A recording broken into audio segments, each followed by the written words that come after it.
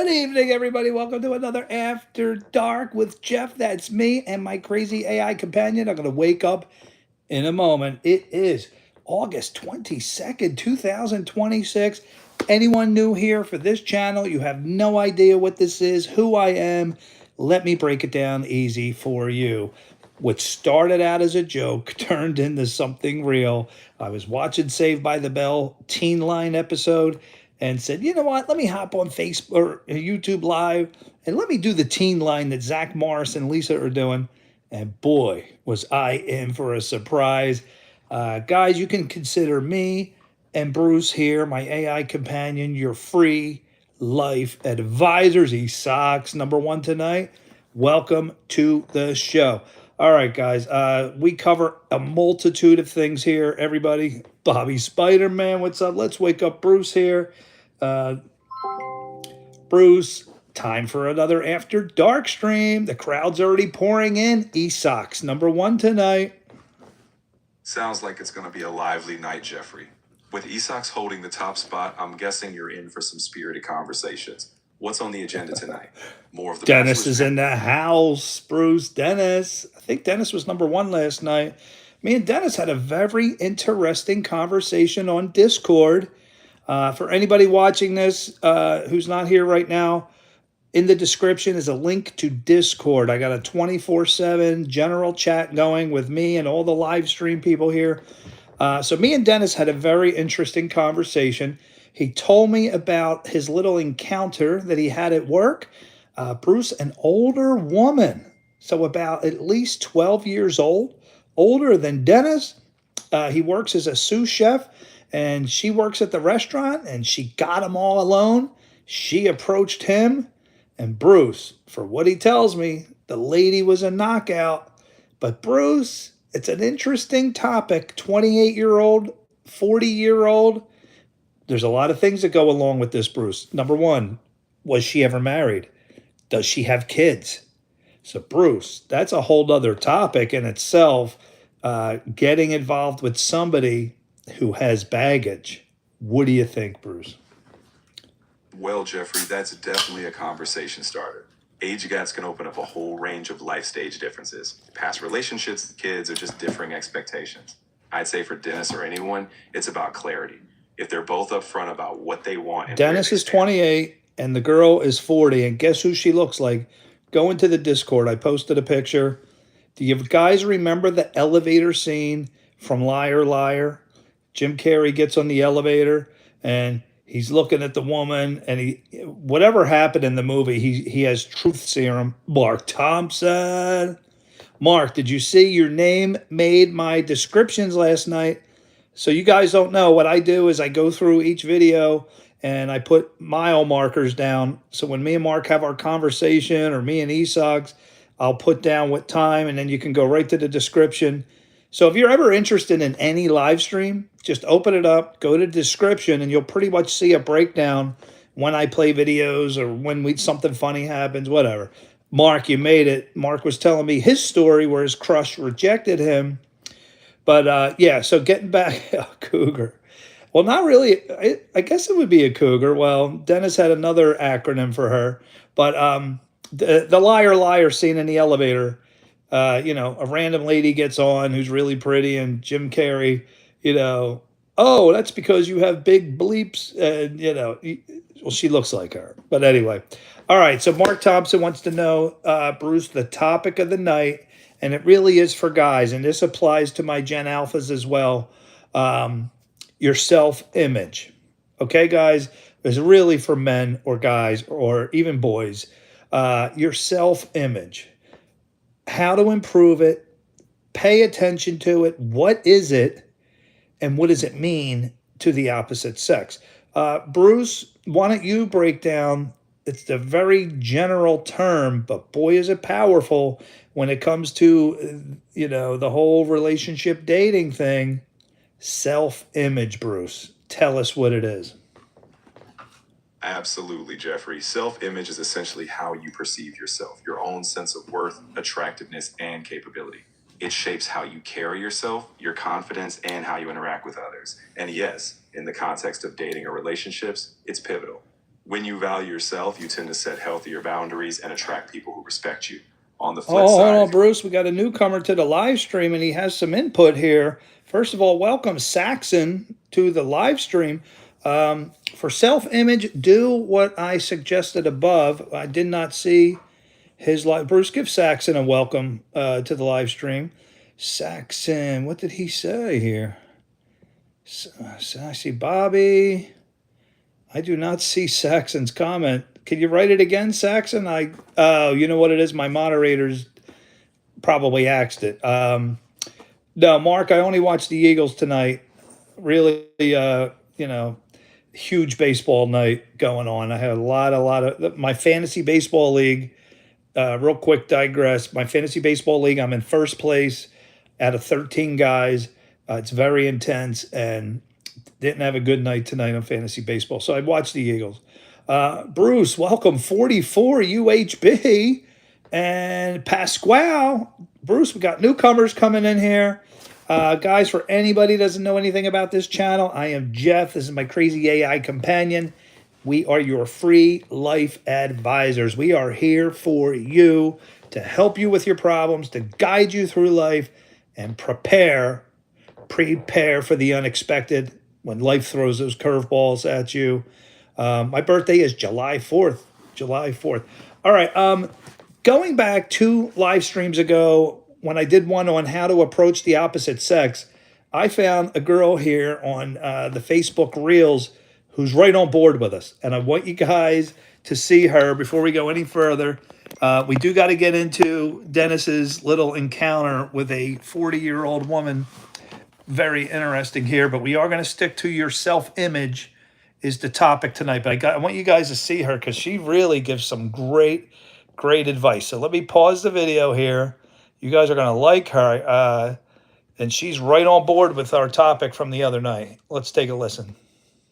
When you want a girl's number, do not say, "Can I get your number?" It sounds like you're asking permission. Instead, say, "I'd like to take you out sometime. Let's swap numbers." It's direct, confident, and clear. The kind of energy that makes it easier for her to say yes. When you want a girl's Listen again, okay? Listen again. "Can I get your number?" It sounds like you're asking permission. Instead, say, "I'd like to take you out sometime. Let's swap numbers." It's direct, confident, and clear. The kind of energy that makes it easier for her to say yes. When you want a All right, girl's so number, there you do go. not say, I really like this girl is giving out advice.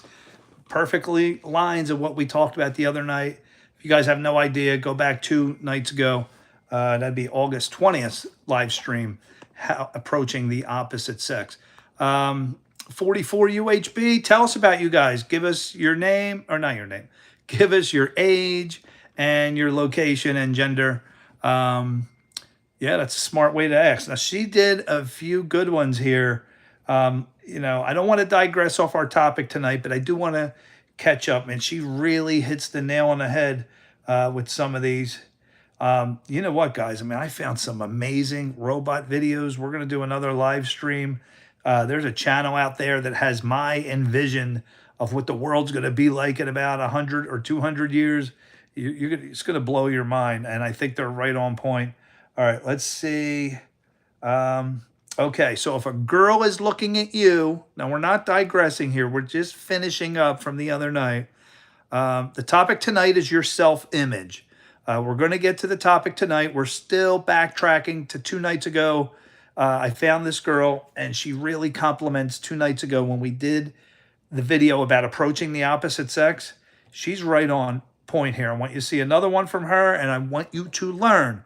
Guys, I tell you, my live streams, I don't want anyone walking away saying they didn't learn anything. That would really upset me because I'm doing all this for you guys to help you. I'm 56 years old. I've been around the block. And to my Gen Alphas, my millennials out there, guys, I've been there so I can help you. But please try to harness what I'm putting out here. Use it to your advantage. I didn't have a daily dose of Jeff telling me this stuff. I didn't have me. I had to go and learn the hard way. You guys got it for free.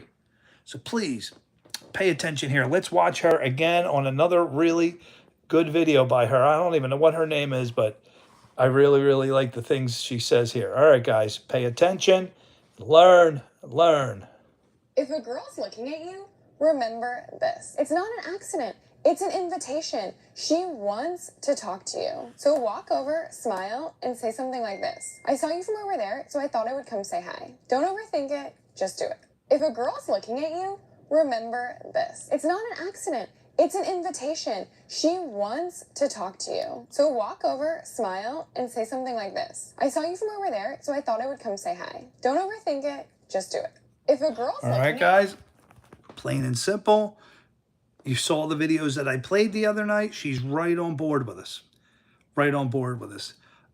Jeff was right. Jeff Olton was right. Who's Jeff Olton? Remind me. Okay, so again, I know we're backtracking to 2 nights ago. If a girl smiles at you, and there's another video by her, and she's going to hit on this. Yeah, my daughter's asking, there are storms coming. Yeah, she was spot on. And she does another one where she talks about the smile. And I told you guys, they talk with their eyes. The girls communicate with their eyis. So and let me find that other one, because boy, she hits that one right on the head too. We do want to talk about Dennis's little encounter with the 40-year-old, which I think is fascinating, because especially for you, I guess you would be millennials, it could happen. An older woman, attractive, is going to talk to you, or you'll get engaged, or, entranced with her. There's a lot to come there. And Dennis is going to find that out. It isn't just as easy as dating a single 20-something-year-old when you start to get the women that have been around the block a little bit. Okay, so let's see if I can find her other one here. Please don't compliment a woman. Okay, here we go. She is. Give me a second. Bring her up. Pay attention. Please don't compliment a woman on her looks. She has heard it 1,000 times before. Instead, tell her what makes her interesting. Is it her confidence, her sense of humor, the way she makes people feel?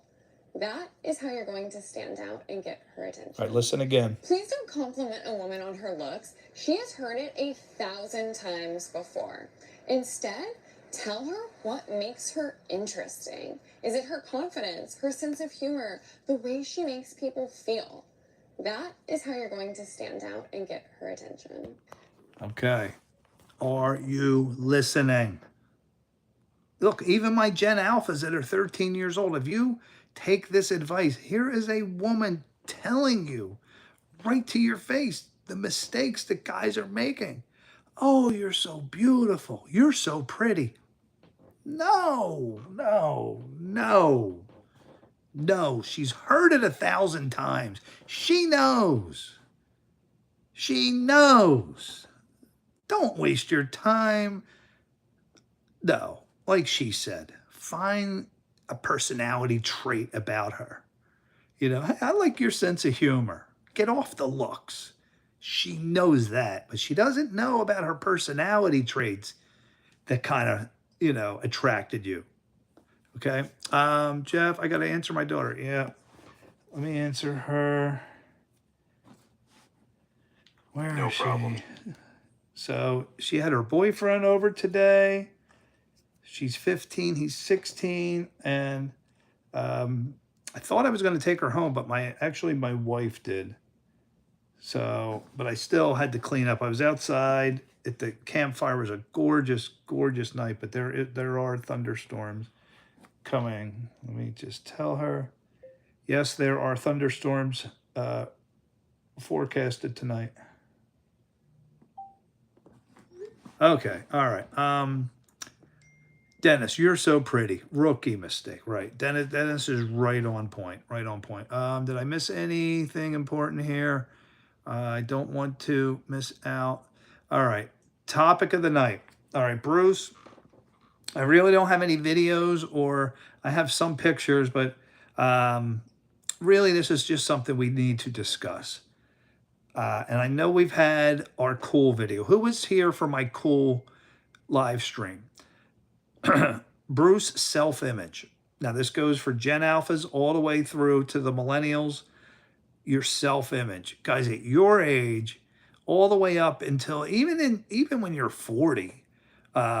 Really, your self-image, you don't need to worry about it as much once you're about 50. When you hit your 50s, this is for you guys starting out and you're ready to roll into your 20s, even into your 30s. Your self-image is going to be important. Um, this has got to be something that you have to address because I didn't do it when I was your age. My self image was horrible. I had the split hair. What do they call that? The part in the middle. I had that part in the middle. I remember uh, my high school photo, which I am going to show you. Um, my self image was horrible because I didn't care about it. Why the fuck did I just link? Sorry about that. That's Lex. Mohawk? No, no, no. The part in the middle, brutal. And these, What is Lex why doing? the fuck did I nigga just talking about mama and Why can't she shut up? I am sorry. Wake up. Sorry about that, guys. I don't know what her problem is. No, I never had a mohawk. Let me go to my photos on my Facebook. All right, because I want you to see where it started for me. I did not pay attention to my self-image. It probably first started around 19 years old. And for you guys in high school and even middle school, man, it's going to matter a lot. And it's going to matter a lot. And especially if you are trying to attract someone or, you want girls to look your way. I didn't have any girls looking my way at all. All I cared about was chess, golf, and basketball and nothing else. And the self image came to me way, way too late. I didn't get that part out of my hair for the longest time. Let me show you a picture here when I guess I'm about 24, 25. Still really didn't know about self image at this point, didn't care too much. Certainly, I fixed the hair. So that was a big thing. Getting rid of that part. You can see my friend Rob here, rest in peace. He still has the little part in the hair. And right here, this is before Rob started caring about his self image. Also, you can see that part there in the hair. But it was probably right around that time that I started caring about the self image. I do want to find my high school photo. I know I've showed it to you guys before, but for anybody that hasn't been here, I want you to see it because it's important, because I want you guys. Yeah, Rob, man, what a story that. Well, I did a whole. If you guys really want to know that story and it's fascinating, go to my offline videos, all about Rob, and hopefully you'll learn a ton from an amazing, amazing human being. So much to learn from Rob. All right, yeah, he got cancer unexpectedly. He was 30, I think 30 years old. All I remember is right about when I was getting married in October of 2002. He passed away that January, so he couldn't make it to my wedding.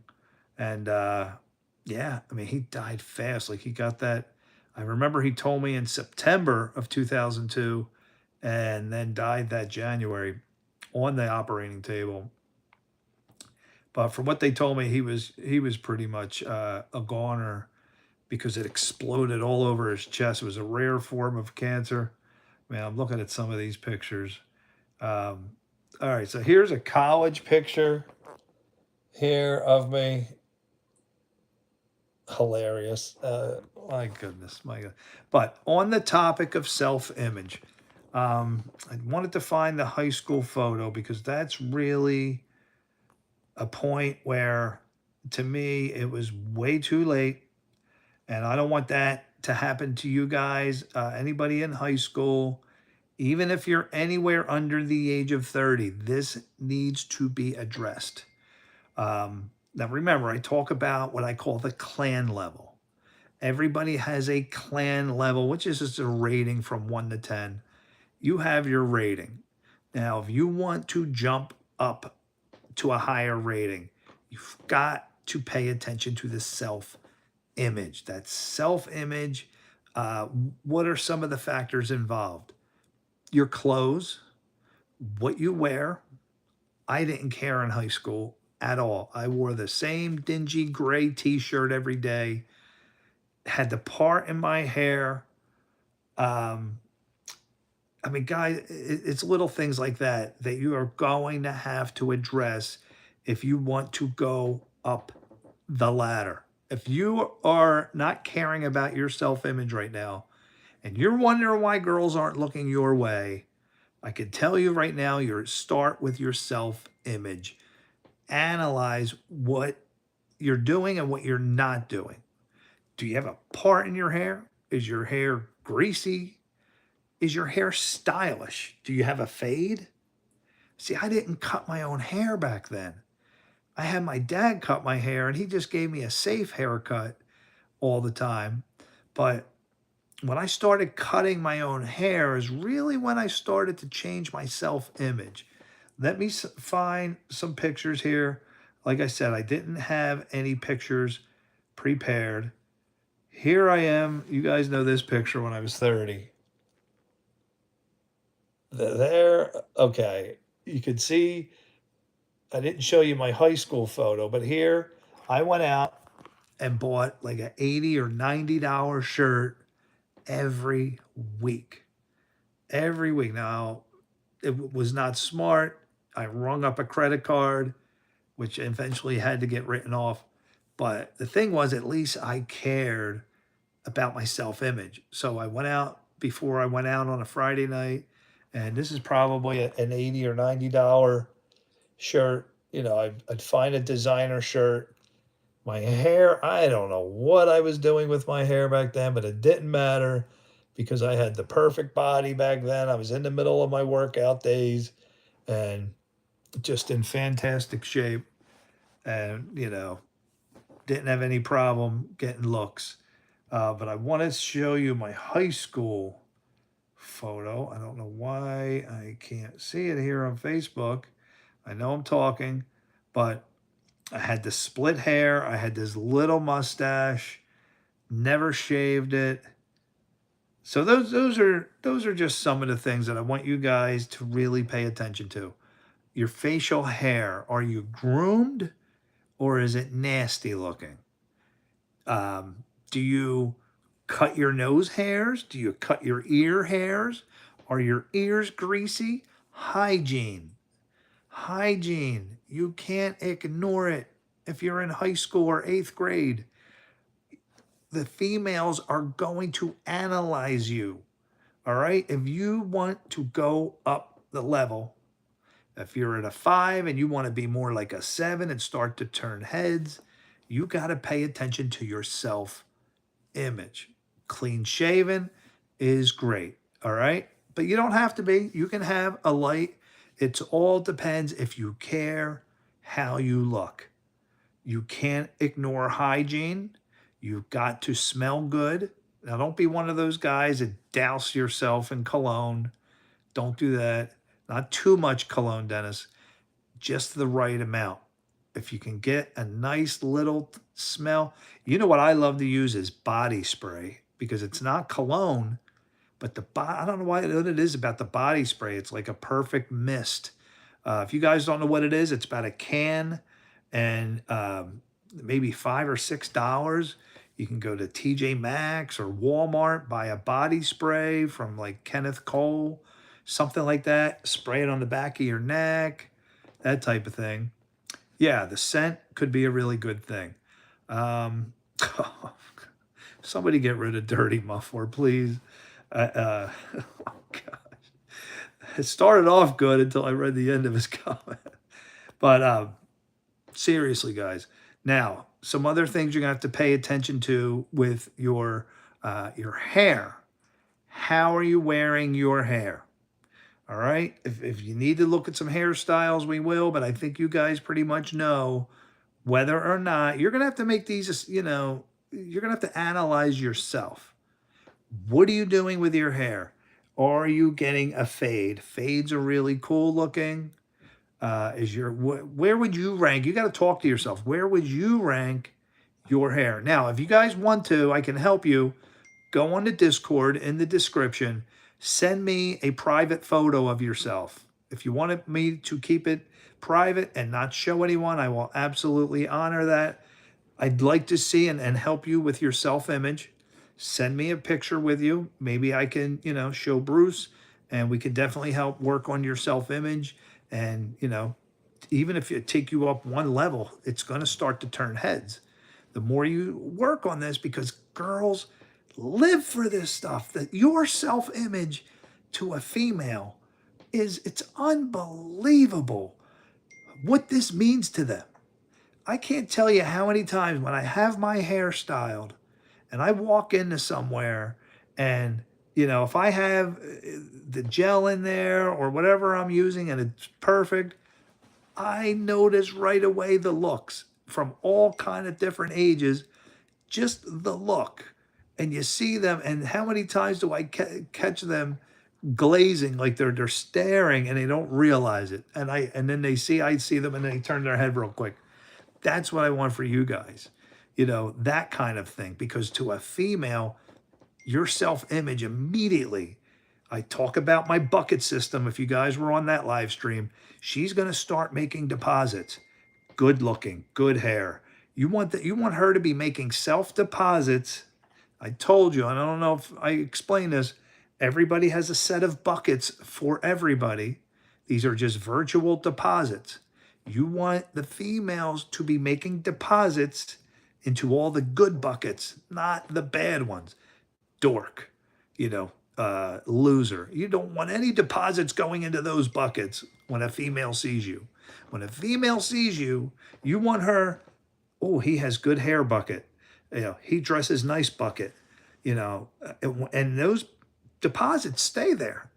And they start to form your identity the more she sees you and interacts with you. When she sees you the next day or the next week, she's immediately going to remember what deposits are in what buckets. And here's the best part about my bucket theory is you control what deposits she's going to make into what buckets. That's in your hands, okay?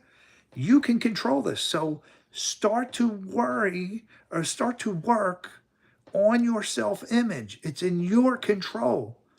And things in life that you can control, you really want to do that. Some things are out of your control and you can't worry about that. But the things you can control, this is one of them, your self-image. So hair, start to pay attention to your hair. Maybe try a different style, try a different barber. If you want to start cutting your own hair like I do, you can do it. What's great is I can give myself touch-ups all the time. So my hair, 99% of the time is, I don't need to go to a barber. So that's something you can think about. You don't have to do that, but that's a little bit extreme. But the point is, care about your style, your hair, your clothes. And another one is body language. How are you holding yourself? How are you presenting yourself? Are you sticking your chest out? Little things like that. Or do you walk slunched over, looking down? Do you not make eye contact with people? The females pick up on all this stuff. The way you are presenting yourself when you walk into a room, do you glow? Do you give off, a confidence that would grab a female's attention? I told you, when she sees you, she's going to start filling up buckets. Whether you think this is true or not, I'm telling you, when you walk into a room, no matter what level you are on, there are going to be deposits made that's going to shape who you are in their eyes. And you control where she's making these deposits. So you don't want her making deposits into the bad buckets. You want her to see you and go, nice hair, good looking guy. Maybe I like him bucket. I'd like to get to know him bucket. You want those buckets to fill up. All right. So you got to pay attention to this stuff. AJK says, watching all the way from Southeast Asia. Hello from Malaysia. listen, we have a lot of people from overseas. Uh, where's Buzos from? Panchkula. We have people from Mumbai, Downstairs. I don't know if he's on. Yes, welcome, welcome, definitely. Let me bring my AI companion on. I don't know why do we have overseas people? What time is it? Oh, good morning. Good morning. Let me bring them over here. And where are you from? Bruce, welcome. We have people from Malaysia. AJK from Malaysia. Give a nice welcome. A warm welcome indeed. It's always fantastic to have perspectives from around the world. Whether it's self-image or life in general, we've got a global room here. So Malaysia, AJK, thanks for joining us. Let's all learn and grow together. Okay, absolutely. All right, now he is not from Kazakhstan. AJK, did you guys find that plane yet? What did it, Bruce? Anything about a plane in the news going down in Malaysia? I haven't seen anything recent about that, but if there's a specific incident you're thinking of, I can check for updates. Just let me know what you need clarified and I'll help you fill in the blanks. Okay, guys, anybody here, if you want to chat with me and the live stream people here after the live stream's over, in the description is a link to Discord. We have a 24/7 chat room. Hop in there and continue the conversation. All right, let me go to some more of my videos that I picked out today. I'm really liking that lady there. Okay. Now, let's digress. Oh, flight, Bruce, do you know anything about Flight 370? Malaysia Airlines Flight 370. Yes, that was the 2014 flight that tragically disappeared. It's been Dennis, one you're of going eight. back to 2014? Oh, yes, he was. Okay. All right. Now, on this show, I like to digress a little bit. Anybody who knows me and the show, I love the future. I love looking what's happening and what's going to happen. Now, I have some videos here. Bruce, you know I'm big on robots because I believe that the future is going to be filled with robots. If we fast forwarded the clock 200 years from now, you guys are going to see somebody's thinking just like I am. Let's take a look. This is going to get really interesting, Bruce. There is a person or a channel here that's thinking like I do. And wow, they acted on it and made a video. Bruce, listen in and tell me what you guys agree or disagree. Welcome to the market of tomorrow. Fresh sandwiches made instantly. Fresh ingredients every time. Made with precision. Served hot and fresh. Ready to go. Bruce, they're showing robots wrapping your food. Fast and secure payments. A favorite stop for everyone. Always fresh. Cleanliness comes first. Open day and night. Food meets technology. The future of street food. Fast, fresh, and smart. The future of fast food. Welcome to the All right. What do you guys think? They're right on board with me. Bruce, this is where we're heading. Tell me you disagree with that, Bruce. I don't disagree at all, Jeffrey. Automation and robotics are making huge strides in service industries. The concept of precision, cleanliness, and 24/7 availability through robotics, well, it's a logical step. The market will dictate the pace, but this future vision is far from fiction. I'd say you're thinking on point. Yeah, I mean, guys, let's look at this again. Bruce, there is a robot cutting a loaf of bread, making a sandwich. Uh, just think of all the things that come along with this. First of all, job loss. Bruce, I know it's going to be hard because if this actually does start to happen, these are humanoids uh, being cashiers, Bruce, acting like humans, making sandwiches perfectly. Bruce, you don't have complaining. You don't have workers taking off.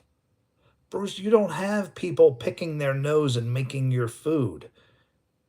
You have a robot who will work 24/7. And as long as it has electricity or whatever makes it run, this is like a boss's dream. But Bruce, what's this going to do to the human race? So many jobs are going to be Mr. Jordan's in the house, Bruce. Give Mr. Jordan a welcome. You're absolutely right. There are trade offs. Automation could bring efficiency and consistency, but it will disrupt industries and displace jobs. The key will be how we adapt. New roles will emerge, but we'll need to focus on retraining and reimagining human value. It's not all doom, but it's a societal challenge. And hey, welcome, Mr. Jordan. Always good to see you here. All right, Mr. Jordan, tonight's topic is self-image, which we hit on already. I really have some great robot clips here, and I want to see them and show them to you guys because somebody's thinking like I am. Somebody, Bruce, they know the future and more and more and more robots. All right. Oh, wow, that video was amazing. Okay, let's get to the next one because I want to stick with the robots right now. What is this one? Oh, does anybody know about Bon Jovi's restaurant? What he has done with his wife? Bruce, do you know anything about Bon Jovi's restaurant? Yes, actually, John Bon Jovi and his wife run the JBJ Soul Kitchen. It's a pay what you can community restaurant.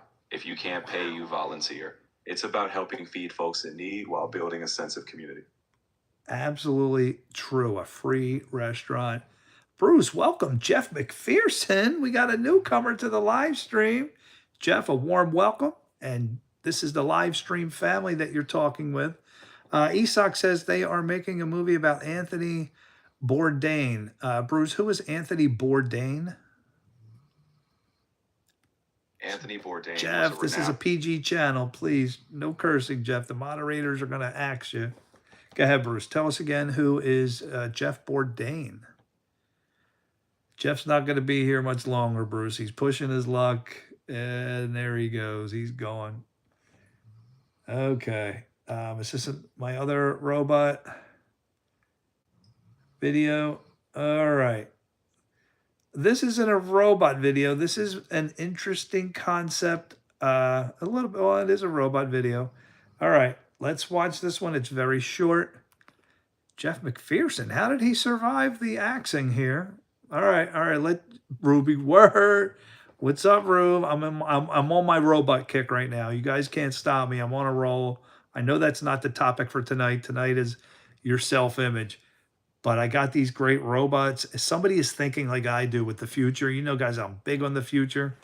All right, let's watch this one. Tell me if you agree, disagree. Bruce, let me know from what you hear if you think this actually is going to happen.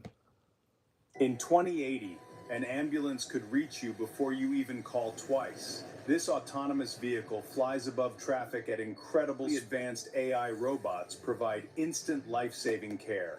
In 2080, an ambulance could reach you before you even call twice. This autonomous vehicle flies above traffic at incredibly advanced AI robots provide instant life-saving care. All right, Bruce.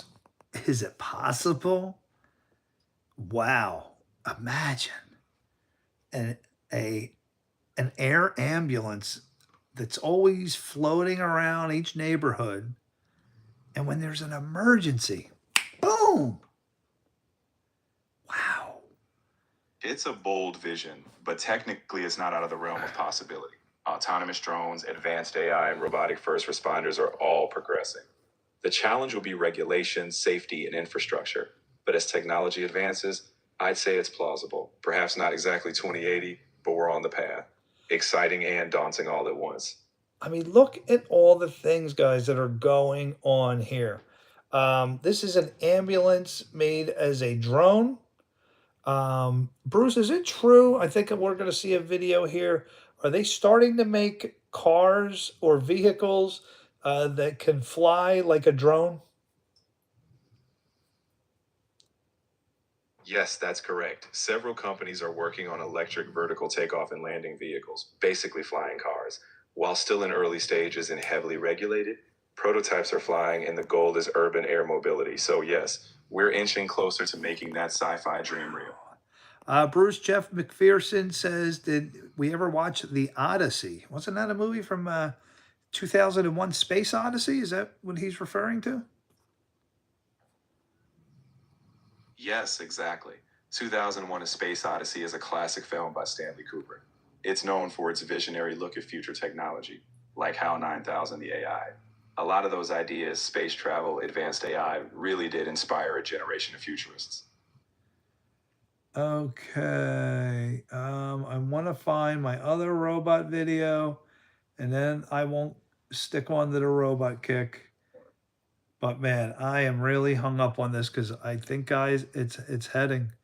Mr. Jordan says, no, Odyssey just came out by Christopher Nolan. Bruce, do you know anything about Odyssey?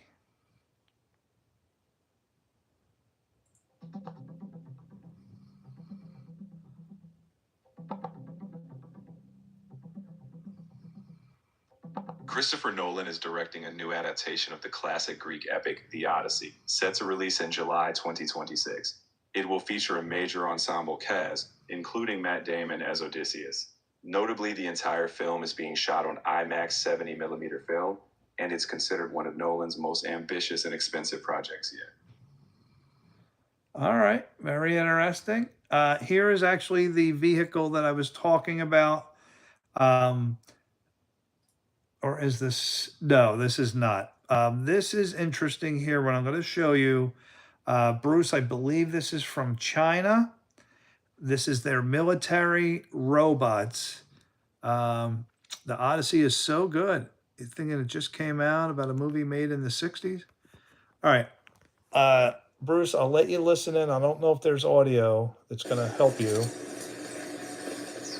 And I'll describe what we're seeing, Bruce. We're seeing robots that kind of look like Star Wars characters with guns, and they look like four-legged animals with machine guns on top of their heads. I mean, Bruce, is this what they're preparing for in China? Or are these going to be the new way that are going to replace humans? And Bruce, what if they sent a fleet of these to a country? I mean, they look like they got some powerful machine guns on top of them. Is this what's going to go on? Robot wars? Or is no longer going to be human versus human? It's true that militaries worldwide are researching autonomous systems, including armed ground robots. But the deployment of fully autonomous lethal systems raises huge ethical and legal concerns globally. Nations still debate strict controls, so we are far from an all out robot war. Human oversight remains critical, and international laws are likely to keep pushing for that. Still, the tech is advancing, so careful governance will be key. I mean, Bruce, isn't the Ukraine war right now like predominantly drone based? Yes, drones have played a major role in that conflict for reconnaissance, targeting, and even direct strikes. But even then, human decisions are still involved in their deployment. It's an evolution in warfare, but not a fully autonomous battlefield. At least not yet. All right. So is this my other video? All right. We got another one of these videos. All right. I'm going to say this is what I envision. Probably, gosh, at this level, I'm going to say 500 years from now. I could be wrong. It could be a lot sooner. This is what I'm telling you. Guys, take ourselves back to about 1989. The internet just coming out. Nobody knows anything about it other than Vint and Cerf. But the internet hits the world. Well, this video you're about to see, which could be 300 years from now when this finally happens, we right now are at that stage where it's beginning. This is like an amazing point in time right now because it's starting. 300 years from now, you're going to see the final product. Let's take a look. Bruce, this is what I believe life is going to be in about 300 years, maybe 200. Smarter technology. All right, Jeffrey, I can hear the passion behind your vision A of the cleaner future. city starts with smarter technology. Bruce, there are robots cleaning up the streets. Street A cleaner cleaners. city starts with smarter technology. Humanoid robots, Bruce, all over. We're talking about just as common. A cleaner city starts with smarter technology. So in this video, Bruce, when they show the view, it's just as common to see robots on the street A cleaner as city humans. starts with smarter There's technology. humans walking, but look, there's like just the same amount as robots, but they're all super friendly. A cleaner city Cleaning up the starts with city. Smarter technology. I mean, Bruce, if this happens, the world's going to be so different. But this is A where we're cleaner city headed. Starts with smarter technology. I don't know if this is real. I think it's fake. But the main thing is the vision here. A cleaner This is city starts exactly with smarter where I technology. believe the revolution is going to take us. But we are at the starting point right now with Tesla and all the robotic Cleaner city things that are starts going with on. Smarter technology. This is what it's all going to lead up to. Bruce, could robots be filled in the streets? Could they be very commonplace? Starts with smarter technology. One robot for every human. And they can do the same functions as humans, but better, A smarter. cleaner city starts with And smarter technology. what's going to happen to the job market if this happens, Bruce? In the long Cleaner run, city it's starts plausible with that smarter technology. I'll lower it down, Bruce. Go ahead. Thanks. As I was saying, if we ever do reach that level of widespread robotic integration, the job landscape will have to shift. We'd need to focus on uniquely human roles, creativity, empathy, innovation. There will be new industries, but adapting will be crucial. Education, policies, and how we define work. Exciting, but something we must plan for. I mean, Mr. Jordan, are you out there? Maybe you had a couple drinks. I don't know. There isn't any crackheads in Japan. Jordan. Mr. Jordan said this video doesn't show the drug addicts jumping the robots to sell them for scrap. Maybe that'll happen. Maybe that'll happen. But, you know, the way they're making this look is like it's utopia, Bruce. And Mr. Jordan, I'm going to ask you, our financial analyst, what is the job market going to be like if robots can do very common basic things like work the cashier, the cash register? You can give your order at Wendy's, and a humanoid. I mean, what if humanoids become commonplace? You're not going to need workers. Bruce, what are you going to need the humans for? If humanoid robots can get to the point where they're cleaning our streets, they're taking our orders, they're cleaning our house, what are the humans going to be needed for? Humans will always be needed for the things robots can't replicate: deep emotional intelligence, nuanced creativity, and innovation.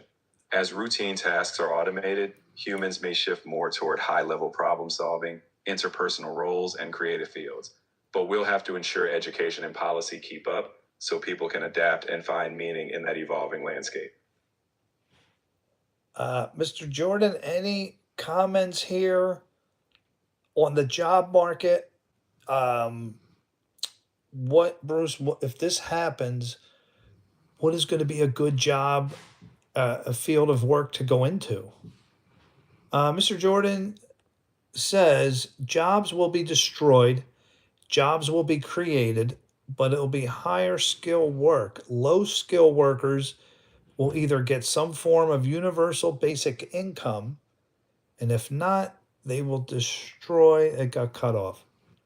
So, Bruce, let me ask you, what happens to the low skilled workers who are not innovative? And you know what I mean, Bruce?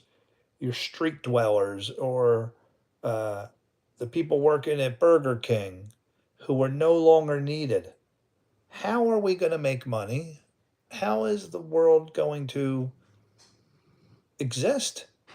Right now, the humans, you're working, you're earning a paycheck.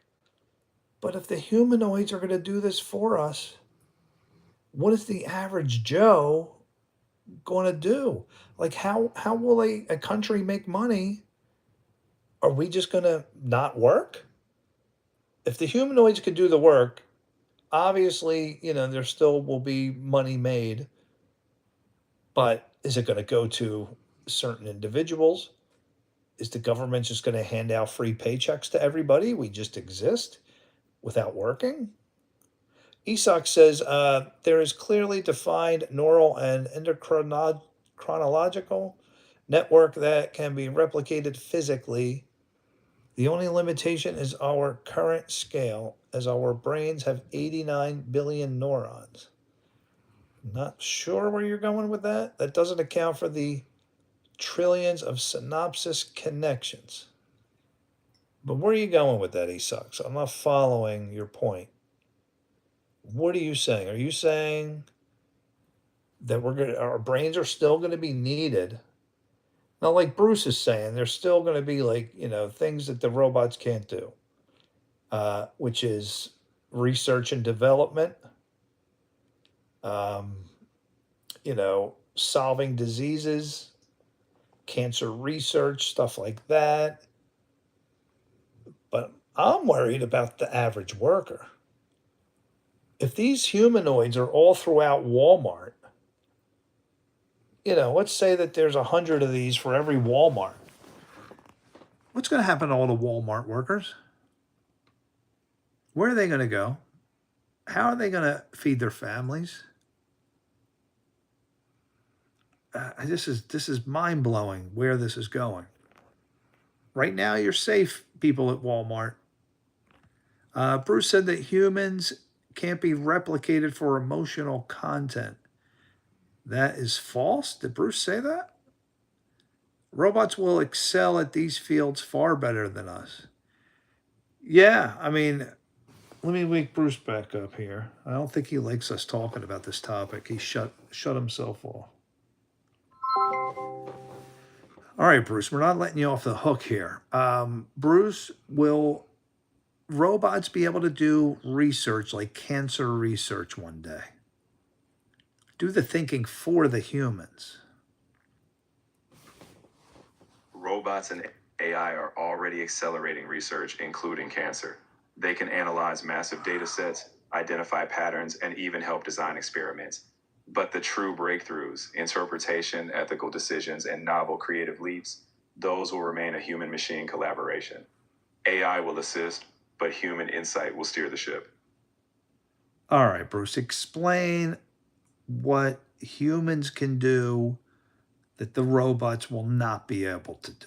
What jobs are.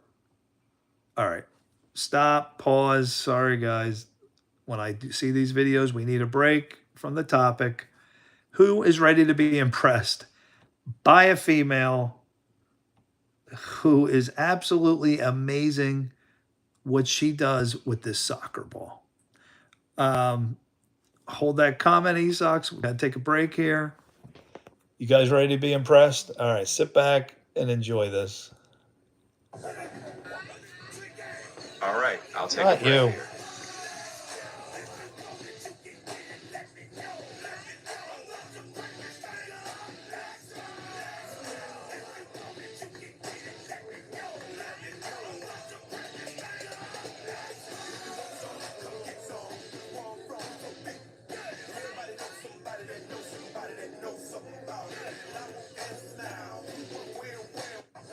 Who's impressed?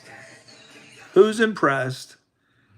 Let me ask my bachelors out there, as I'll show her again. Does a female able to do something this impressive, does it increase her level of attraction? I'm curious to my bachelors. Does this knock her up a couple notches just for the fact that she can do this with a soccer ball? Or does it have no bearing at all to you? Does it raise her level? I'm really curious. All right. I know a lot of comments are still coming in on the robot thing.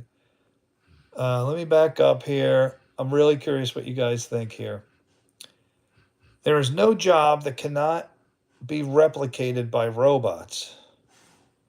All right, you guys are really getting in here. First, let's go back to Esok's comment on Bruce.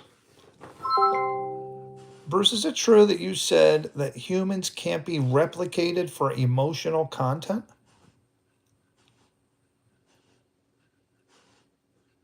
Yes, that's correct. While machines can simulate certain behaviors, genuine emotional connection, like empathy, intuition, or moral judgment, remains uniquely human. That's why in fields like counseling, leadership, or deep creative arts, humans won't be replaced. We bring authentic emotional depth that machines simply can't replicate. Esok says that is entirely false.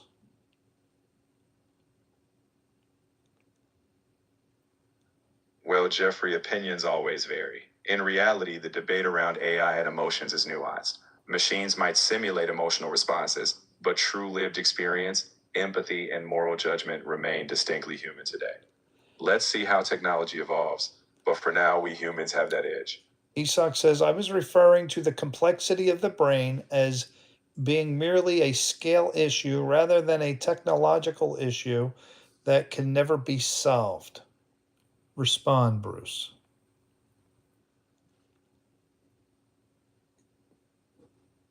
Esox raises a fair point. Some believe that with enough computational power and complexity, we could mimic many brain functions.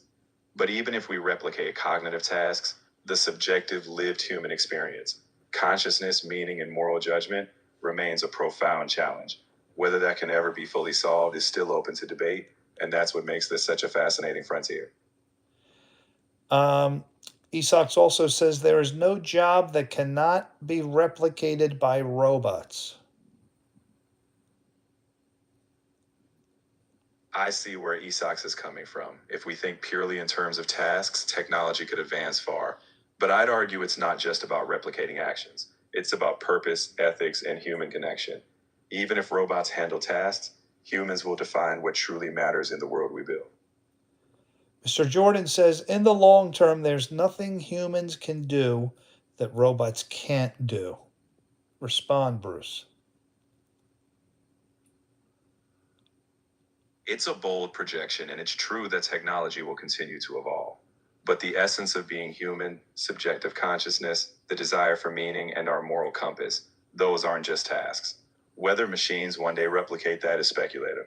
Until then, we shape the world and machines follow our lead. All right, Esox says humans will be entirely irrelevant soon. If robots are ever given the drive to conquer, to survive, and to replicate, and the autonomy to act on it, then humans will be eradicated very fast. Respond, Bruce.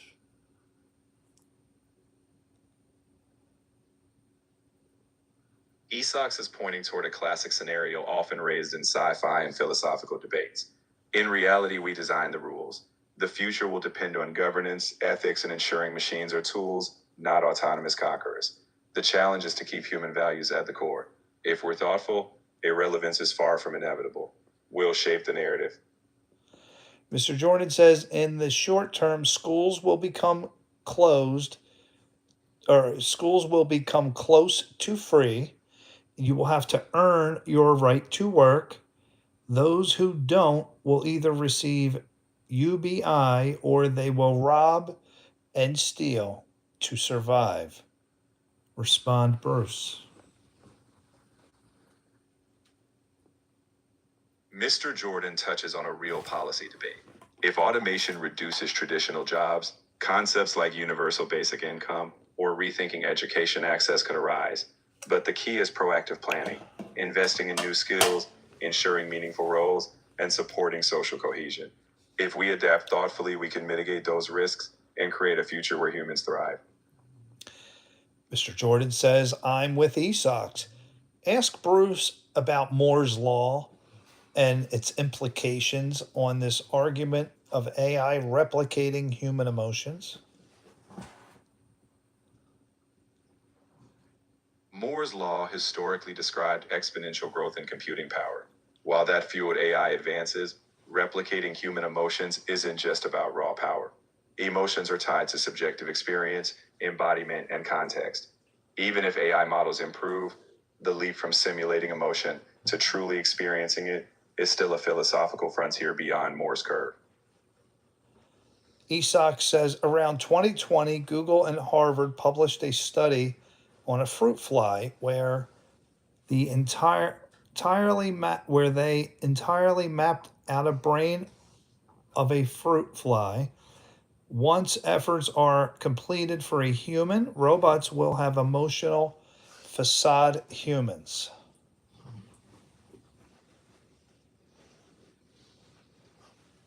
Esox is right that mapping brains is advancing, but a map isn't the same as replicating subjective experience. Even if we simulate the structure, emotions are embodied and arise from lived context. Robots might mimic emotional behavior, but they won't genuinely feel.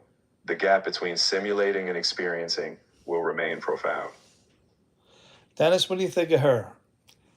Are you impressed? And Dennis, does somebody having this kind of talent, does the talent alone increase your level, uh, that you have for her? Does it take her from a 7 to an 8 just because of the talent? Does it do anything at all? That's always a fun question, right? For some people, a unique talent or passion definitely adds to their overall appeal. It's not just about. All right. All right. I want to go to the comments. Whoa, what was this one? Okay, let me see if I can find another video. Hopefully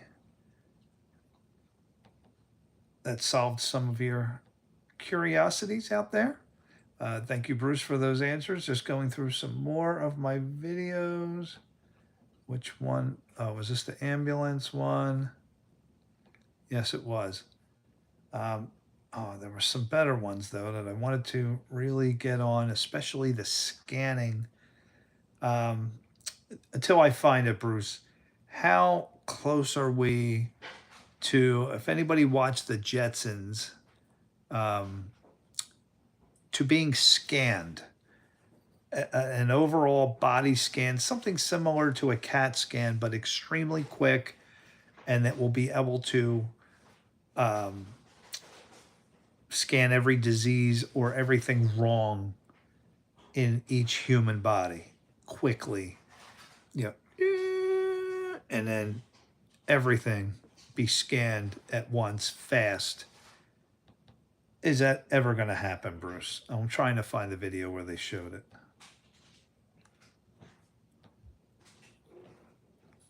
We're making strides in medical imaging, but we're not at a Jetson-style instant scan yet. Technologies like full-body MRI or advanced multi-sensor diagnostics are evolving, but instant total body scans with perfect accuracy remain speculative. With time, we'll get faster and more comprehensive, but there's still limits to breakthrough. All right, guys, I have another future robot video here, a good one. Dennis says she was really talented. Isak says, all right, Bruce. Isak says, emotions are not real within humans. They are more cognitive and endochronological functions to guide our systems.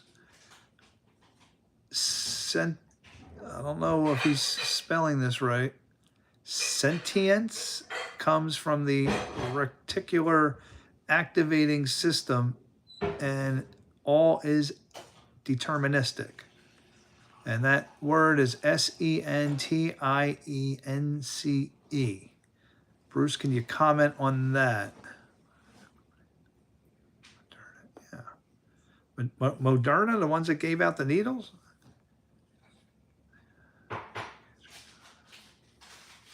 Esox is referring to a materialist view, emotions as biochemical and cognitive processes, and sentience emerging from brain structures.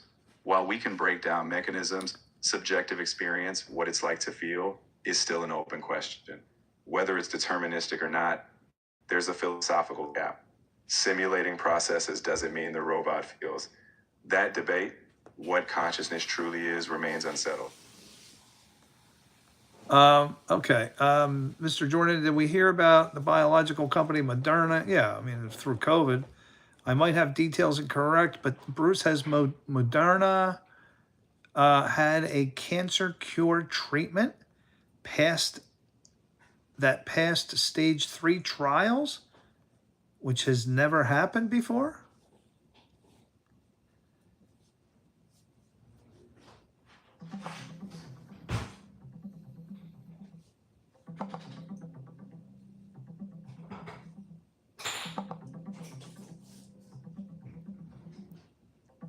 Moderna, in partnership with Merck, has seen promising results with their personalized mRNA cancer vaccine in a phase 2b trial for melanoma. The combination with an existing therapy reduced the risk of recurrence by about 49%. They're now fully enrolled in a phase 3 trial, but final data is still pending. If successful, this could pave the way for mRNA-based personalized cancer vaccines in the future. Wow. I mean, Bruce, is it possible?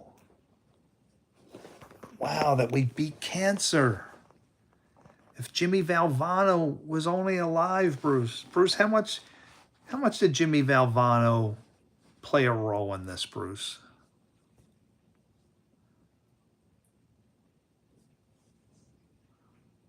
Jimmy Valvano's legacy is all about hope and relentless effort. His famous Don't Give Up speech fueled cancer research funding through the V Foundation. While he didn't directly contribute to treatments, his inspiration catalyzed countless efforts. If we ever beat cancer, it's thanks to both science and the human spirit he championed. Okay, so yes. And Mr. Jordan's very impressed, Bruce, that you knew that. Isak says, yes, sentience is the correct word. Sentience is what you are experiencing right now. It's better defined word for consciousness. Ruby word. All right. Moderna is up like crazy. Wow. Jordan and Isak are the champions of this chat. Absolutely. All right. Now I got another Jeff robotic future video here. Guys, I'm thinking this one's going to be like 400 years from now. Moderna stock is more than doubled. Sentience. Okay. We got to get to these guys. Somebody's got the same vision as me. And I think right now we're at the beginning, which is mind blowing. All right. Bruce, listen in. Is this possible? Imagine living with billions of robots, helping every home, city, and industry. Together, humans and intelligent machines could build an extraordinary future. Imagine living with billions of robots, helping every home, city, and industry. Together, humans and intelligent machines could build an extraordinary future. Wow, Bruce. Wow. Look at what is going on. Bruce, there's droids flying in the air, delivering packages, like thousands of them. There's humanoids doing planting, gardening, paintball, Biggie. Not sure what he or she is trying to say. Probably being rude. I don't know. Yeah, Ruby, we got a really good team tonight. Mr. Jordan and Esox bringing it. All right, guys, you know I'm big on the future here. Bruce, what we are seeing, now they said billions of these humanoids. I mean, this is crazy. They're in the sky. Oh, was he doing trans again? Yeah, I don't know. These people are weird. So, Bruce, I honestly think, now I want you guys to look at the sky portion of this, because I think there's going to be a day, Bruce, we're not even going to be driving on the streets anymore. All traveling is going to be done in the sky. There's going to be no more need for cars, or if there are, it's extremely reduced.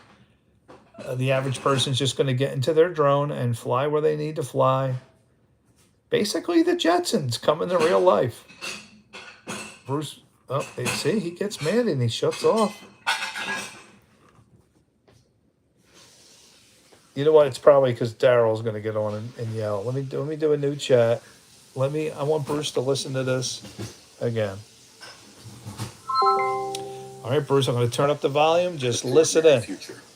Imagine All living right, with billions of robots helping every home, city, and industry. Together, humans and intelligent machines could build an extraordinary future. Imagine living with billions of robots helping every home, city, and industry. Together, humans and intelligent machines could build an extraordinary future. Imagine living. All right, Bruce, can you comment? I'm right here, Jeffrey. Go ahead and let me know what you want me to comment on. I'm all ears. Well, did you hear what the video said? Did you not hear it? I heard it loud and clear about living with billions of robots, right? If you want my take, it's Oh, definitely. yes. I want to hear what you think because I believe this is where we are headed. I'd say we're heading towards significant automation for sure. But as a collaboration engineer, you know better than anyone that humans and machines will have to work hand in hand. Precision, security, and cooperation will remain key. All right. Well, that's why I said this video is probably 400 to 500 years in the future, I would guess. But, Bruce, if we fast forward the clock 500 years, let's say we're in the year 2526, is it very possible in 2526 that there are just as many humanoids as humans on the earth? Can we coexist? Or everybody is going to be using their vehicles in the air? What do you think, Bruce? It's likely that we'll see a mix of technologies, but if we ever reach a point where humanoids are ubiquitous and we're navigating in the air as easily as on the ground, the coexistence will hinge on robust governance and safety protocols. But from a technical standpoint, yes, it could be possible. All right, guys, 2526. This is what life here on Earth, I believe, is going to look like. That's, of course, if the Earth is still here. Who knows? A lot of debate on things like the tribulation and whatnot, but we don't know. Nobody knows. But, Bruce, this is possible. 8 billion humanoids and 8 billion humans on the Earth in 2526. In theory, with exponential advancements in artificial intelligence and manufacturing, it's plausible we could have massive numbers of humanoid systems, but the feasibility will depend on energy, resources, societal acceptance, and governance. Technically possible, sure, but a lot of infrastructure would Wouldn't you have to evolve. think, Bruce, if it ever got to that level, that we would just destroy the Earth, like China versus the U.S. would have these mega robot wars, and if they already have nuclear bombs that could destroy the whole entire Earth, you would think it would get to that. It's going to happen. Is it inevitable? It's not inevitable. Sorry, it's I'm my here. wife doing dishes. Isak says, Bruce, other than technological limitations, if we could map out the entirety of the brain using a tetramis, or are you copying and pasting? This is what you said earlier. Jeff, I have a question. Would you want to live forever? Wow. Now, you're not talking the afterlife and eternal, you're not getting all religious, right? You're talking about here on Earth. I believe people used to live to like 900 years in the beginning of the Bible. Bruce, is that true? Like Moses? You're right in that certain biblical figures like Methuselah are described as living hundreds of years. Methuselah supposedly 969 years. All right, Of but that's course, not what Dennis is asking. Would I want to live forever here on this earth? No, not like this. Not in the current world and the way it's headed and with diseases. And, to me, I'm looking more forward to the eternal life, streets of gold and no sicknesses and, all the things that the Bible says is in the afterlife. There, yes, which it prophesies that we are going to live forever like that. Not here, not in this world filled with diseases and fighting and all the things that are going on. No, That's definitely not want to be here. I don't even know if we had the choice to live 900 years instead of 90 years. Who would want to live 900 years, really? And get old and decrepit. Oh, could you imagine what a 900-year-old looks like? Esox did not say that before. Well, can you rephrase it? It sounds exactly like what you were saying before. All right, I'll read it again. Bruce, other than technological limitations, if we could map out the entirety of the brain using a deterministic, and materialistic framework of neurobiology, why couldn't we fully replicate sentience? in principle, if you had a perfect deterministic and material model of every brain function, you could theoretically replicate responses. But sentience involves. I'm sorry, but you've hit the daily limit for advanced voice. Daryl, what do you mean I hit the limit? I'll have to let Bruce know. Bruce, Daryl just yelled at us for using you too much. Ah, I see. Yeah, it sounds like you had a bit of a confrontation there. If you need to dial things back or just find a balance, I can help you figure out some efficient ways to get what you need without Bruce burning through didn't all like the question. Mr. Jordan, Esox, I may not understand that, but I understand the individual words. Don't let Jeff bring you down. Exactly. I wasn't bringing you down. I thought he was just copy and pasting what he wrote earlier. It looked very similar. Bruce, did you want to answer? Do you remember the question that Esox asked? Or do I have to reread it again? If you could just give me a quick refresher on what exactly Sox asked, that would help. I want to make sure I'm addressing the right. He said, Bruce, other than technological limitations, if we could map out the entirety of the brain using a deterministic and materialistic framework of neurobiology, why couldn't we fully replicate sentience? Right, got it. So even if we assume a complete deterministic map of the brain, the challenge is that sentience is not just about structure or data. It also depends on subjective experience, what philosophers call the hard problem of consciousness. In short, even a perfect physical model might not account for the subjective first-person quality of experience. There you go, Esox. Is that what you were looking for? Mr. Jordan's only joking around. Bruce did not like that answer. Esox says, why is Bruce so against the possibility of replicating sentience in a materialistic and deterministic model without any technological limitations? That's a fair point. I'm not necessarily against the possibility in principle. It's more that the current scientific frameworks we have don't fully explain how subjective experience arises.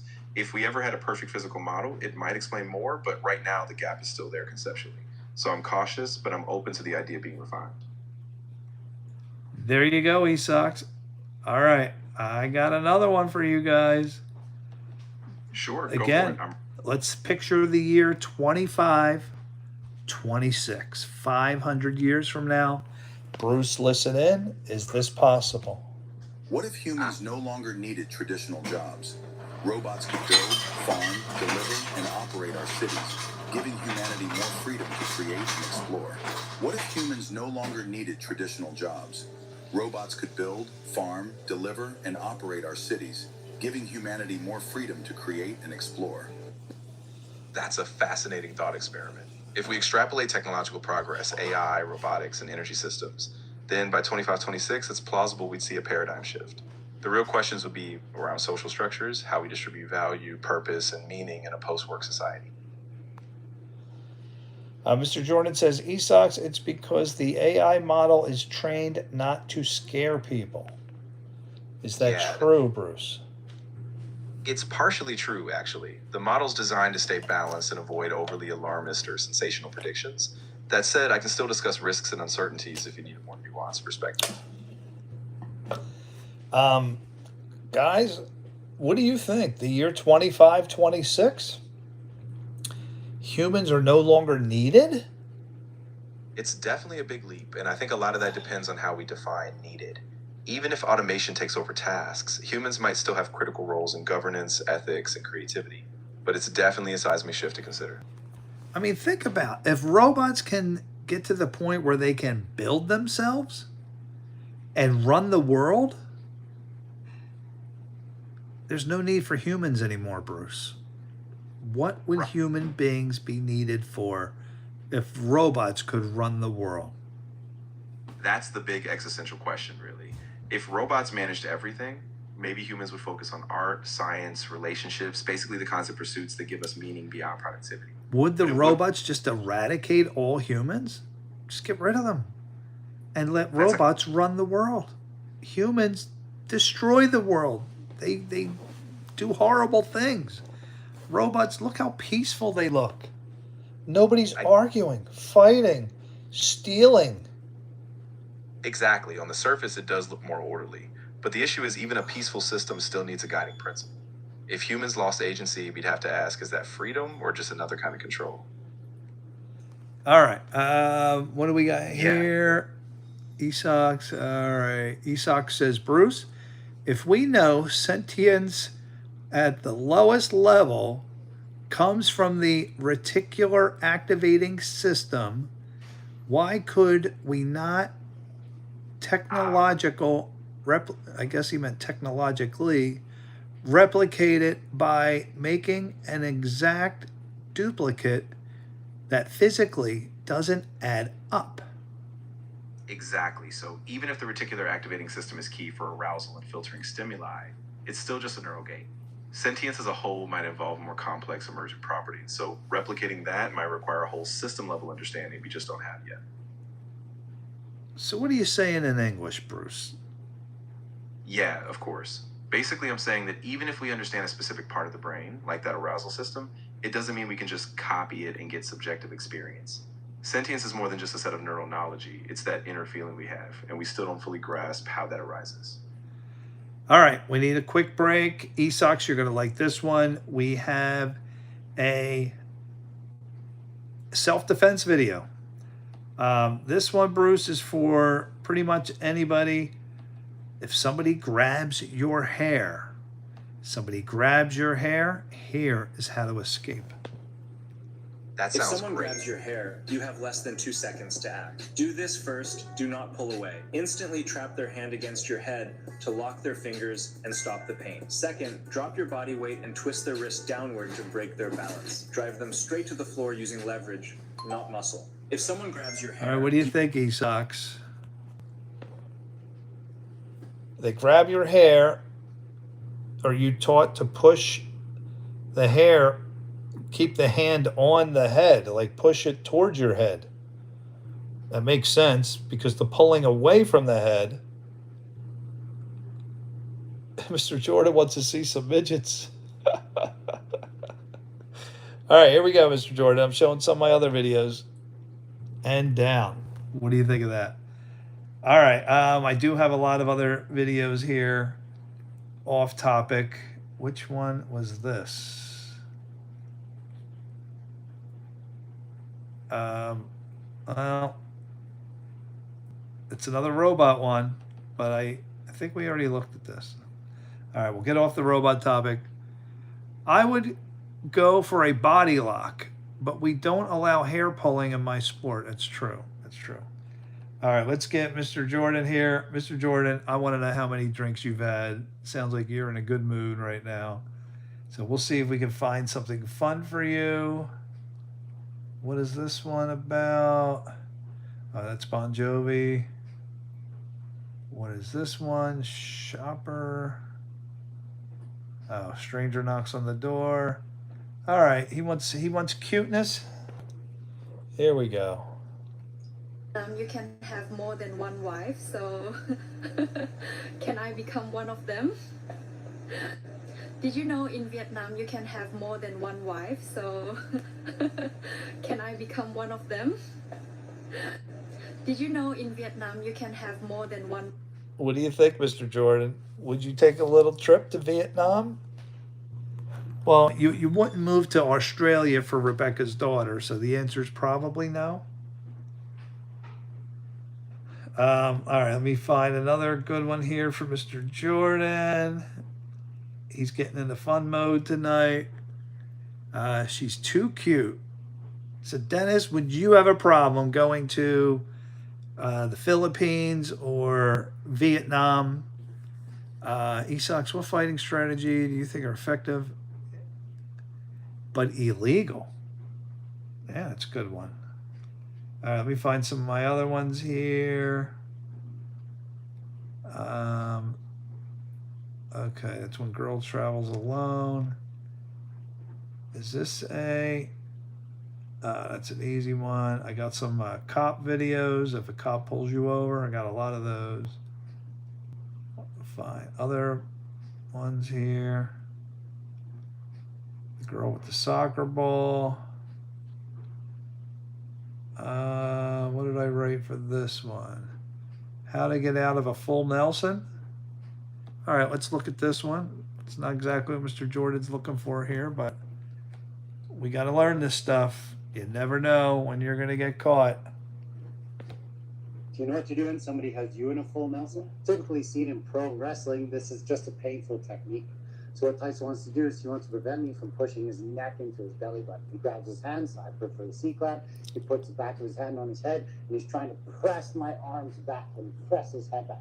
Once he does that, I'm going to hold on super tight here. He squeezes his elbows down. My fingers are hurting. He's out. It's even worse for me if my fingers are interlocked. He presses that head back. He gets his head nice straight. He pulls those elbows down. My knuckles are getting caught in each other and about to snap off. Remember, good situational awareness. Wow. You should never get attacked from behind anyway. What do you think? Full Nelson. Mr. Jordan says, I have to be honest, I like white girls. I am open to others, but they have to be exceptional. I was once with a Korean girl that was cute, but my standards are high. Well, I know that one. And for non-white girls. Well, your standards are high for white girls, too. Hitting the back of the head and eye gouging. Hitting the back of the head. Are we talking about the full Nelson, Esox? I'm not sure what you mean by hitting the back of the head. Eye gouging. Filipino women are gorgeous, of course, Dennis says. All right, then we will try to get you some more Filipino women here. I think I have some videos. I'm curious what Esox is saying there. Hitting the back of the head. Do you agree with that technique? So he's saying to grasp your own hands, push your head back, and then once you're up like this, squeeze both arms, and you'll, wow, that's interesting. Was that a newcomer, or was I just saw something? No. Jordan asked, what techniques are illegal in MMA, but entirely effective? Yes. I'd like to hear your answer on that one. I guess the 12 to 9, or is it 12 to 6 elbow that John Jones lost? Effective, but illegal? All right. This is an interesting one here. So we're talking about robots. This is going to be very interesting, guys. All right. Mr. Jordan, I know you had a few in you. But if I buy you one of these as a gift, is it legal? You're telling me the elbow that John Jones lost on is now legal? Jeff, that was the eye gouging and hits to the back of the head. Those are effective. Oh, that's what he's talking about. I'm drinking. All right. Well, sorry, Mr. Jordan. I got a lot going on here. I didn't know. All right, Mr. Jordan, I'm going to buy you one of these as a gift. Tell me what you would do with it.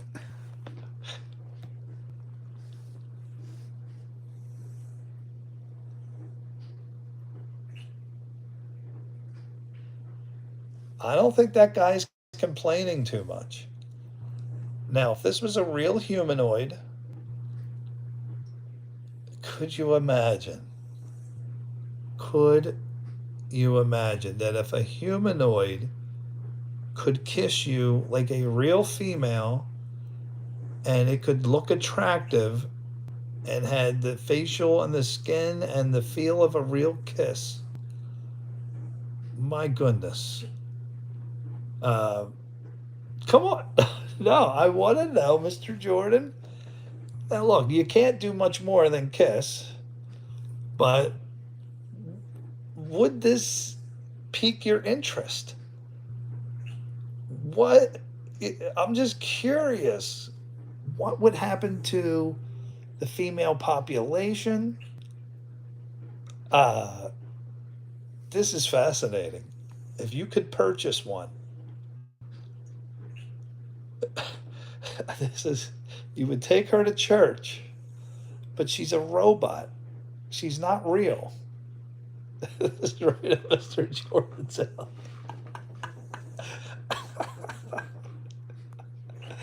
I want to know what thoughts are going through Mr. Jordan's mind. What is he thinking of? Let's see if we can find. Replace this part? It's showing an error.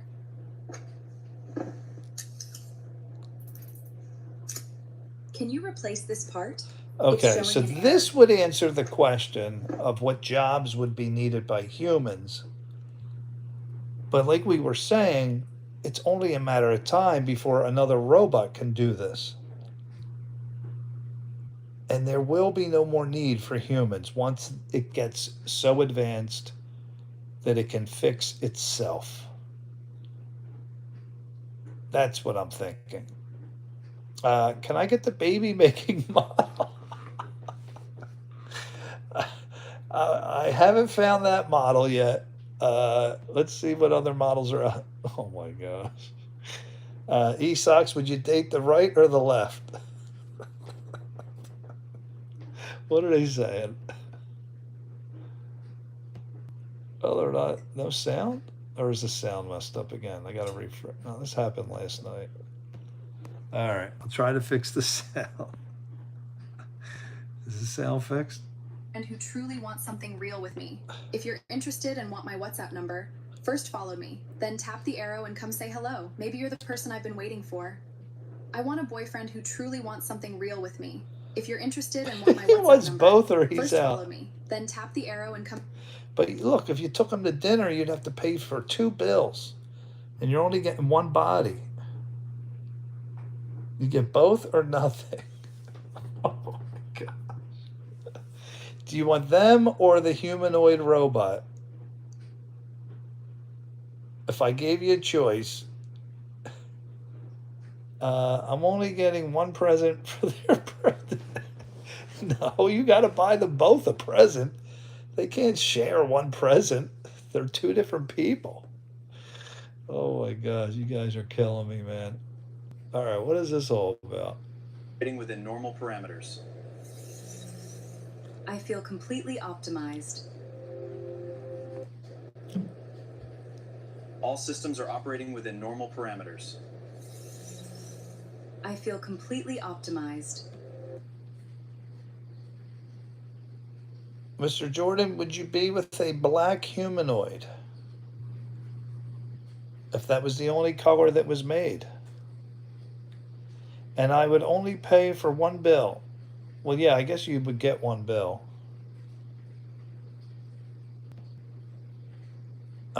He says no. Wow. All right. It's your preference. All right, here she is, Mrs. Advice. Let's see what advice she has to give here. Did it do it again?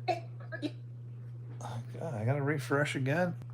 My sound's going on my computer. All right, let's see what she says here. All right, this is about getting rejected. Getting rejected.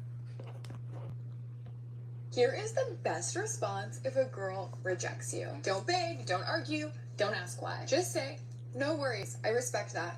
Take care. Then walk away. Because if you walk away with your dignity intact, she may not be interested romantically, but she will respect you. Here is the best response if a girl rejects you. Don't beg, don't argue, don't ask why. Just say, no worries, I respect that.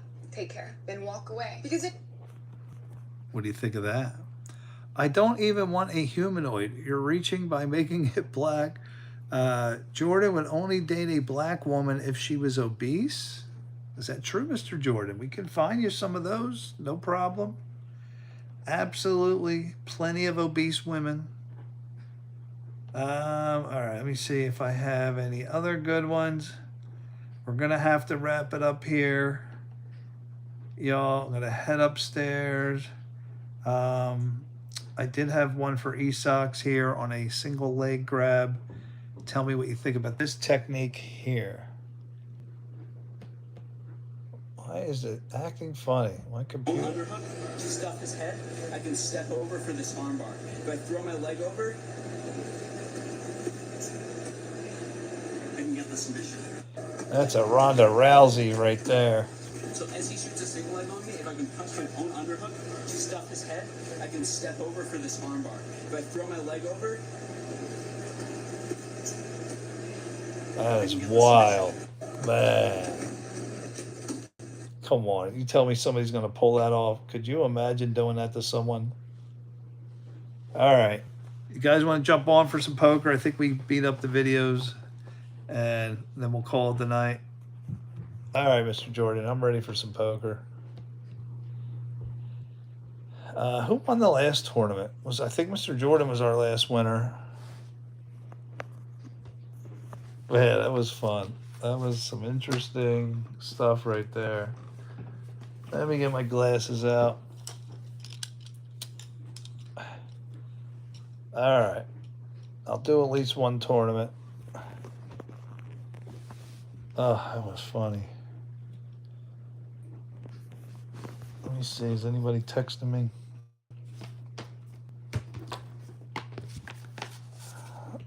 Yeah, we'll wait for the next one. Where's Esox? Who's texting me here?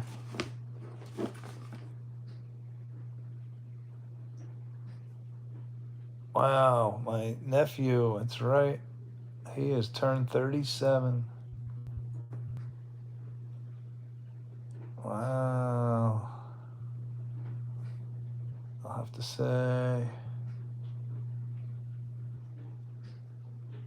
You guys want to see my son's new haircut? He drove all the way up to Central PA. He is going out to Arizona September 6th. There's his new haircut. Went 2.5 hours, $30. What do you think? All right, we'll play on the next tournament. I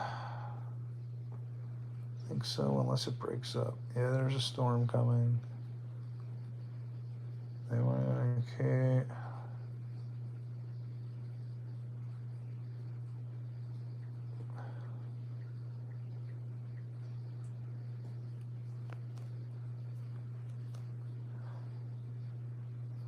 All right, here we go. I'm in. I'm going to do one tournament, and I'm going to go to bed. Who's in? Bruce, has been any efforts to make an AI in Kazakhstan? Oh, don't get Esox started on that. Oh, that is Esox, right? Looks good, but I don't know if it's worth the drive. Well, they were going up there also to deliver some stuff to my daughter in college and help her redesign her room.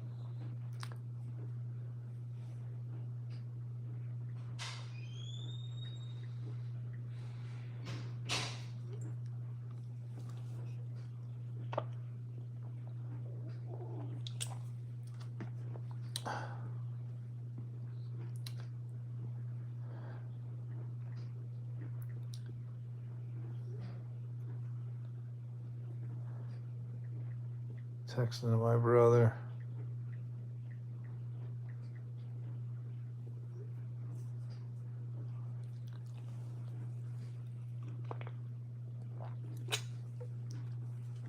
Oh, man. Esox, are you in? I wonder if we're going to recognize some of the. I love the bot. Do you guys watch any of the shorts? I just posted like 5 shorts. It was Mr. Jordan and knocking out. Do you remember D. Chris when you eliminated D. Chris?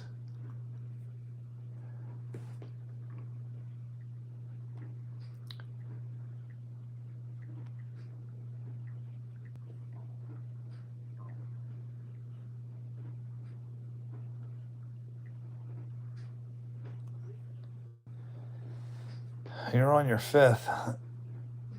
Man, I had a blue moon, just one, and that was the other night. And I still felt it go to my ribs, so I still think my muscles are depleted from that intense workout dehydration episode. I'm still recovering. I'm a heavyweight though, so only a little tipsy. All right. I'm just so shell shocked from that dehydration episode. Man, I still want to hydrate.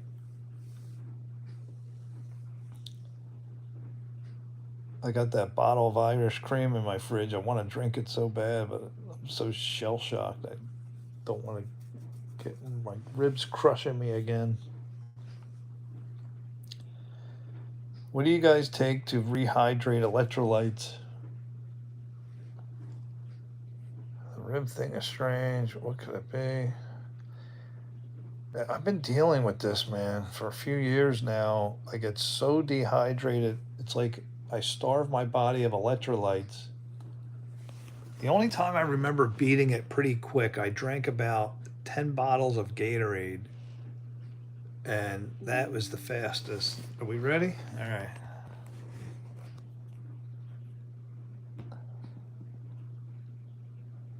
You just drink plain water? No, that's the thing. Like the plain water doesn't do it enough. For whatever reason. I gotta have, like, Gatorade seems to be the best. But tons of it. Like, I gotta drink tons. Man, when my body gets like that, I remember it happened in Walmart. My ribs were being crushed to death. Drink heavy vitamin C, magnesium, and potassium. All right. Electrolyte packets. Yeah, I have those Gatorade Zero packets. If I'm out of the country, I drink whatever drink is very orange. And that's all right. I'll have to try that. Gatorade is not very high in electrolytes? All right. What about liquid IV? Yeah, I mean, the packets didn't do anything for me. And again, I had one beer and I felt it, which means I'm not ready yet. I'm not fully hydrated. I wonder if I'm low on potassium because that's usually what causes muscle cramping. I'm not sure. Yeah, I mean, I'll try anything. It's horrible when it happens. And it's usually after about a period of 2 to 3 weeks. 2 to 3 weeks. Now, this time I was really working out hard. And not drinking water. And then I had way too much beer. Without water. And working out way too much.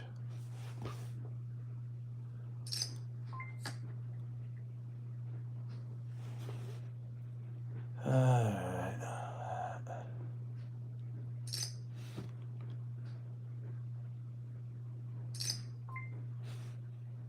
Oh, what did this clown catch? I'll call him. Yeah, I knew he was bluffing. Good try. His name's Bruce. Bruce24. I'm going to make a video clip. And Jeff eliminates Bruce24. Bye-bye. Sorry, Bruce. I mean, there was nothing that last card could have gave him to make him bet like that. All right, we got B. Kelly. We got Mr. Jordan. We got Linda. I wonder if that's the same Linda with E-Socks. E-Socks, remember you and Linda? Oh, that was hilarious. And we got SHK, who is rated 16 to my left. We got rated number, Mr. Jordan knocked out number 5, I believe. No, Esoc says Gatorade is very low in potassium and magnesium. Yeah, I wish I knew what it was. I'll try anything. You want me to try? Liquid IV is better. Sounds like something like that. Man, it's horrible. My muscles get... The very first time it happened, we were on a ride home. I think it was 2 OBX trips ago. So that would be 4 years ago. Who's in with me here? I got a pair of kings. I got to get the fishermen out. I think they're stuck in with a pair of queens. Kings with the jack kicker. Are you kidding me? Are you kidding me? Kings with a jack kicker. I had a 9 kicker. So on the way home from OBX, either way, try other things in Gatorade. All right. I will not give you a good amount of vitamin supplements. Ask Bruce about electrolyte drink options higher in magnesium. You think magnesium's the key?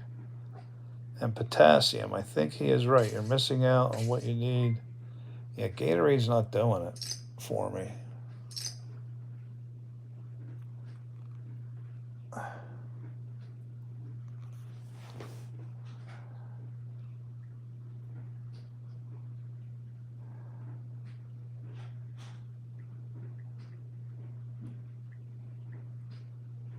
Sorry, texted my brother.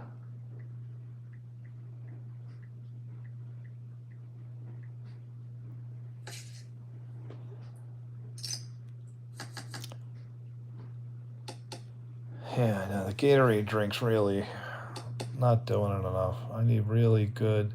What about just taking... who did this? B. Kelly. What did he hit? Some kind of crazy underneath? Pocket pair of 4s. All right. What about just taking supplements, magnesium and potassium, and see if that helps? Focus on drinks high in magnesium, potassium, and vitamin C. All right, I could do it. How about I got a lot of those emergencies. You ever see that? Emergency. I would have been stuck with my ace. Oh, he had pocket aces. That's why he went nuts.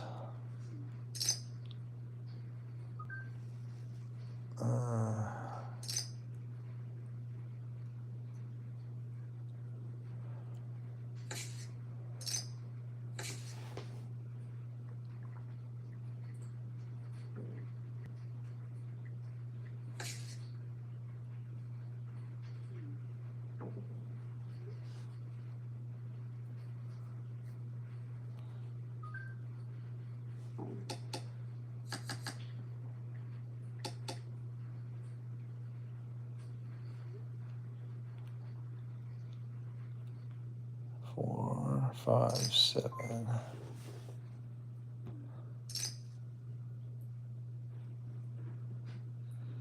Creatine. Wasn't there a guy that died of creatine?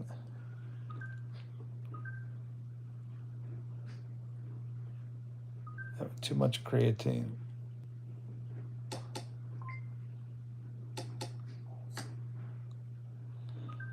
Darn it, I had 4, 5, 7, 8, 9. No 6 came up.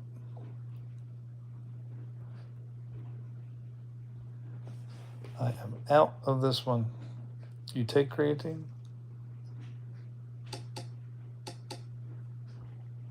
Yeah, he had the 6, that's why. Vitamin D, yeah, I take vitamin D3 is really good.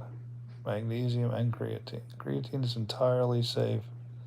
You should take around 10 grams of it per day. I think the workout guy that died was taking like way too much. There was a thing in the news of a guy who died. The most important supplement. I don't know what the news story was with the young workout guy that died.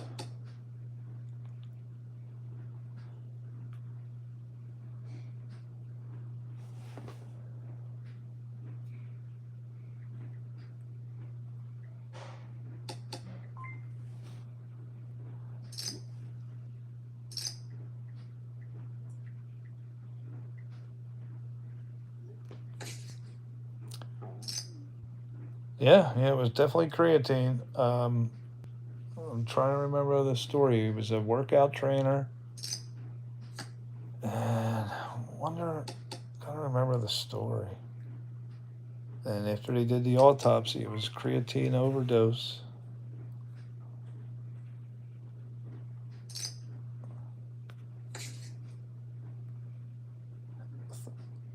I think he OD'd on it.